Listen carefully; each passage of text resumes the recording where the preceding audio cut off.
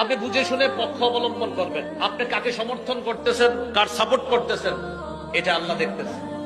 আপনি যদি জেনে শুনে অন্যায়ের পক্ষপাতিত্ব করেন শুধু এই কারণে যে আপনার দাদা করছে আর আপনার বাপ করছে, এই কারণে আপনিও করতেছেন, কিয়ামতের মাঠে আল্লাহর সামনে দাঁড়ানোর জন্য তৈরি থাকেন। অন্যায়ের পক্ষপাতিত্ব করা কেন? আপনি কার হাতে নেতৃত্ব দেবেন, কার নেতৃত্ব মানবেন, এটা আপনার মন করা হলে চলবে না যে আমার ভোট আমি দেব, যাকে খুশি তাকে দেব। বক্তব্য শুনতে গেলেও সুন্দর মনে হলেও কথাটি সুন্দর নয়। আমার ভোট আমি দেব, দিনদার, ইমানদার, ইনসাফগার ব্যক্তিকে দেখে দেব। ঠিক কিনা বলেন?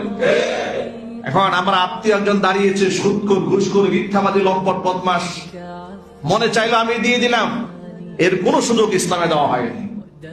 আমার ভোটে নির্বাচিত প্রার্থী, তিনি মেম্বার, চেয়ারম্যান, এমপি প্রমুখ যেই হন না কেন, যদি কোনো দুর্নীতি অপকর্ম করেন, তাহলে তার এই গুনাহ কি আমার আমল নামায় কোনো প্রভাব ফেলবে? আমি কি গুনাহগার হব?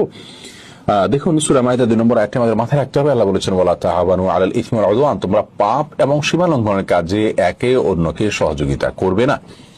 আপনার ভোট যাকে দিচ্ছেন সেই লোক ভোট পেয়ে বিভিন্ন অপকর্ম করবে, এটি যদি সুনিশ্চিত হয়, আপনি জানেন, তাহলে জেনে শুনে সেরকম লোককে ভোট দেওয়া আপনার জন্য জায়েজ নয়।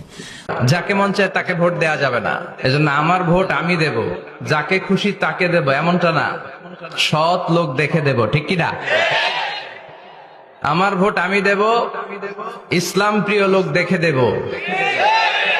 যারা ইসলামের পক্ষে থাকে, যারা জনগণের বন্ধু, যারা দেশের টাকা বিদেশে পাচার করে না, যারা এক কলমের খোঁচা মেরে কোটি টাকা উধাও করে দেয় না।